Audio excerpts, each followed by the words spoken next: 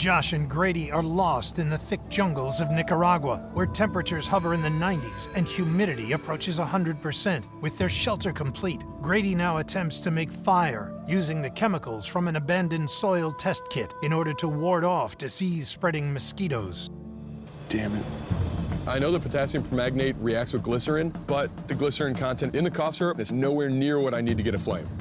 Cough syrup didn't work, but I do have this soil test kit. If I knew what the chemicals in there were, I'd have a better idea of what the reaction was going to look like. This one's P1 phosphorus extractant solution. See what we got? There's absolutely no reaction there, so that's a bust. Nitrate extractant solution. Come on. I'm trying chemical after chemical. It's getting pretty disheartening. This one's just dirt. Chances are there's nothing I can use to make a fire, but I've still got the med kit there. I'm not giving up yet. Just sleep aid. Acetaminophen isn't gonna do anything. These are suppositories. These suppositories are made to give a little lubrication for when you need speed on the off-ramp. That should work. And oftentimes in medication, that lubricant is glycerin. And that's my fire right there. Come on. Finally, I produce a violent reaction. I don't know if my ratios are correct, but I do see smoke. I've got an ember, and it's very clear that this is the right reaction because I've got a hole in the bottom of a green banana leaf. Josh, we got fire!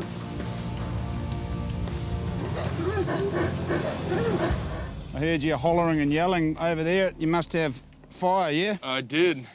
How did it work out? Was it the cough syrup? No, it wasn't. It was actually suppositories. Oh. I guess the glycerin in there's right. for lubing you up. So you had some of those in your back pocket, did you? Yeah, you pulled them out of your jacket.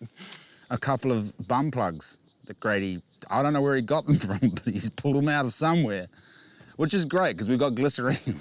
We're running out of time, aren't we? Yeah, we're losing light quick. Those mosquitoes are on their way, I'm sure. Fire it up, mate. All right. We have to stay out here tonight, and we know the mosquitoes are going to be terrible. If we don't have fire, this is going to be the most miserable night of our lives. Come on, come on. That's it. That's my fire right there. Come on. Go. Mate, we're not there yet. Just keep lying on it. We've got our little tinder ball. It's looking really good. We get a big burst of flame, and it's smoke going everywhere, and it's going... Come on. Oh, it's not looking good. And it just goes down, and then we got nothing. You're kidding me. Was that all of it? Do we have any left? There's a little bit, not a lot. I got plenty of potassium permanganate. I thought getting a fire would be my chance to shine, but I'm just not producing as a teammate. We've only got one more left. It's I so reckon we dry. try that again with what we've got left, because that initial burst of flame was quite good. I reckon that'll be enough. Let's just make this fine up by rolling it up. It wasn't fine enough, it was too thick, so when it caught, there just wasn't enough fine stuff to burst into flame. So attempt number 2, we get the ball and we roll out of it to break those fibers up, fluff it up a little bit because we want that initial spark of flame. Ready for it? It's all yours. I screwed it up one. Come on, come on, come on, come on, come on. There we go, an actual flame.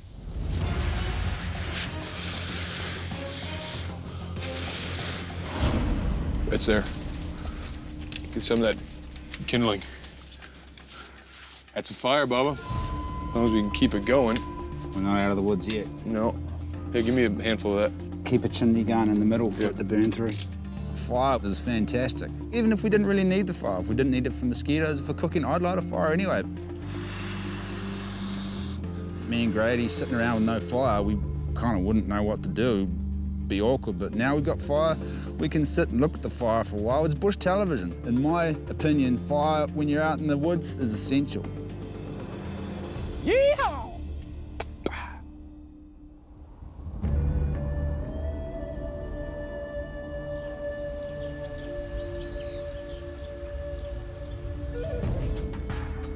Morning, sir. Good morning. So here we are. It's been a long miserable, uncomfortable, hot, sweaty, mosquito-infested night. That was the worst sleep I've had since the last worst sleep I've had. For a start, there was Grady. He's loud even when he's asleep, believe it or not. Then the mosquitoes just started coming. My arms just got hammered. I just really want to have a cup of coffee and some nice fruit. We've got a lot of stuff to do today. First of all, we're going to have breakfast. We do have breakfast. We've got delicious palm nuts. Sweet, nut time. Time for some nuts. In a survival situation, especially when you're spending this much energy, getting it back in your body is a high priority, and protein is on the top of that list. We spend time collecting these nuts, and we're having a really hard time breaking into them. But when we finally do, we realize that 80% of them don't have any nut in them. Look at this. It's a grub. It's a grub. They're full of grubs, which in my opinion is even better. There's a grub as well. Well, look at that. The old palm nut grub. That must be what you call them, but full of protein. Actually, really nice. I've eaten quite a few grubs in my time. We have them back home, big giant ones, small ones. Great source of protein. They usually taste like peanut butter. These ones did not. They tasted milky, kind of sweet. They were really good. Grubs actually taste better than the nuts, don't they? Yeah, they do. If it has to be bugs, it's got to be bugs. Go ugly early or go home. Now we've got to build a raft and go find some of these big magical floaty trees that Grady's been talking about and chop some down, and we're just going to paddle our way to freedom.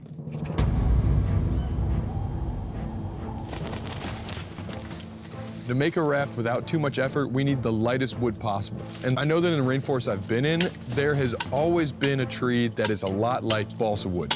I can't say that I'm 100%, but I think that's it. That's exactly what we need to build a raft that's gonna be buoyant.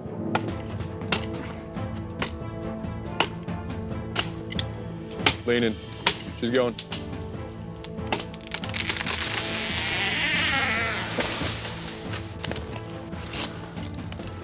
As soon as we cut the tree down and picked up one of the logs, we knew this is the wood we're after. It was light. One of us could pick up a massive big log quite easily. We're both extraordinarily strong, of course, but it was, easier to pick up than other bigger logs we've picked up.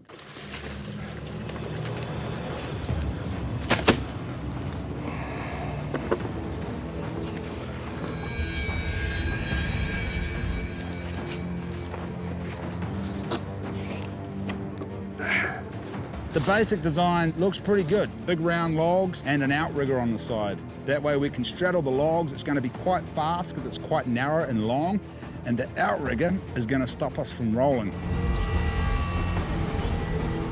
This side's good. How's your side looking? About done? Yep. Now we just need some poles, find a way to get it in the water, and home free. Well, Let's get moving. I don't reckon we should launch today. We've been in this jungle for 2 days now. The raft is finished. I want to do nothing but get on that raft and get out of here. I'm bloody exhausted. We've lost a ton of calories. I can feel my body starting to burn muscle and fat. I'd rather spend my energy walking around looking for something to eat than paddling all the way across there and having to build another roof over our heads. You want to stay another night? Yep. I'd rather stay here. We've got all day tomorrow to get across this lake. No. Well, why not just push through? The longer we stay here, the less likely we're going to find out if there is anything over there. The military mindset of never quit and always finish your objective, it's what shaped my grandfather, it shaped my father, and it's inside of me. It's something that I live by, and I always push forward. Isolated in the remote jungles of Nicaragua, Josh and Grady are following the trade winds east in the hopes that it will lead them to the coast and eventual rescue. But opposing survival tactics have them deadlocked. You want to stay another night? Yep. Let's stay another night. Go hunt some caiman. The night hunters, right? I know that the locals here hunt caiman using flaming torches and they use a pole snare. When I was a kid, reading my encyclopedias, we didn't have television, so we did a lot of reading. I read up on the native indigenous people of Central America, and they go caiman hunting using flaming torches and pole snares. I'd rather spend my energy walking around looking for something to eat than paddling all the way across there and having to build another roof over our heads. Josh drives a hard bargain. We go on this hunt, we could potentially fill our bellies before going on a long paddle across the lagoon. I'm typically the guy who just wants to power through to the finish line. But I think you're probably right. Huh? Cayman hunt wouldn't be that bad. I need another crack at it. So we're here the night, stay here the night?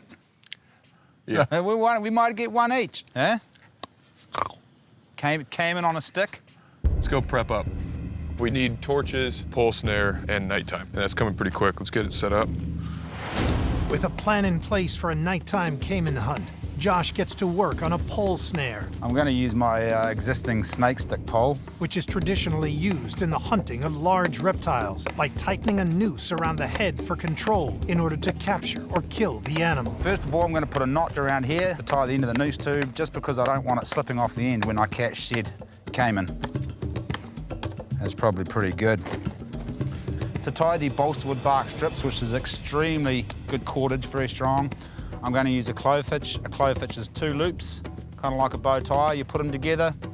It's an all-time favourite, not of mine, that one. And I'm just going to slip that over the end, pull it tight, and then finish it off with a couple of half hitches just so it doesn't go anywhere. This is actually quite a good knot for this kind of situation because it's got 2 wraps and either end tightens up. So if we do catch that cayman, it ain't going to get away. We just need to find a cayman and get a cayman's head at it. We can test it out. This cayman hunt, this is my chance for redemption. I've only got a little bit of time before the sun goes down. I've got to get these torches done. For torches, Grady uses the fibrous interior core of the palm frond, which will serve as an ideal fuel source. With ample space for oxygen to circulate between the broken down fibers, palm torches can burn for up to several hours. If we get stuck out there when the light completely goes away and my torches go out, that's the crocodile's hunting time and we are dinner.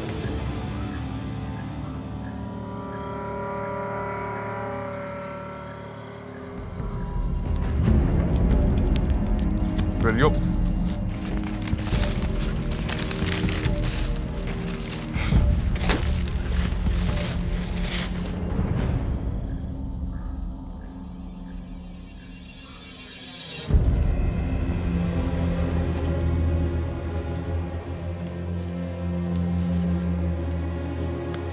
It's actually quite hard to see with these things, isn't it? Yeah.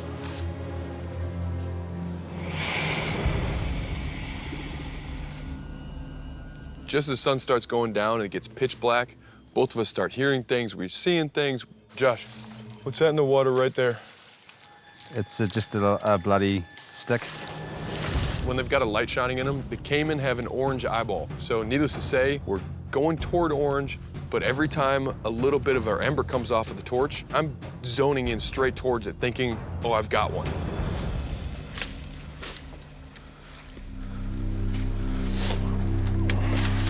We can't see. We can see about 2 meters on either side of us. It's really hard to look for snakes and look for cayman, and there could be crocodiles or alligators in front of us, and we wouldn't know until we're right upon them.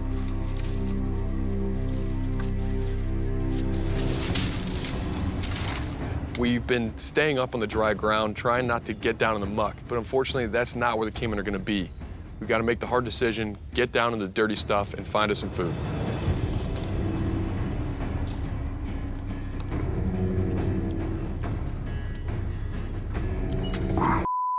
That's some swampy.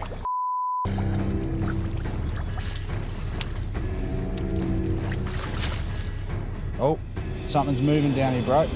We're down in the nasty muck, and we're seeing things moving. I don't know if it's the darkness playing tricks on us, but we both keep picking stuff up off in our peripheral. Look, there's one right there. Don't go too close, he's right there. He's gone under. He might have gone right under this log, actually, that's where I already gone. We couldn't see it. We saw where it ran to, disappear into the darkness, and then it stopped. I thought it had kept going and disappeared. You see him? There he is. Look, that's his back for sure, see? There, right there, bloody hell. Where the hell's his tail? Where's his head? I don't know. Grab him. Got him? Yeah, I got him. That's right, I got him, bro. This guy goes into his bare hands. There's no way he's gonna let go right now because it could take off a finger. I've got to draw my knife and go in for the kill. Shot, bro. Yep, he's definitely, I about chopped his head off. That was a pretty good clean kill, mate. Went straight through the spinal cord, quick, painless. Shot.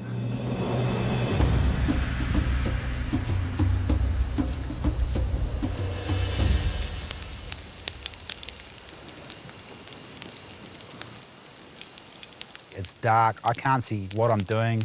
It's pretty much skinning it by feel, so we're just gonna whip its tail open, skin the back and cut slices of the tail off and skewer them on the fire.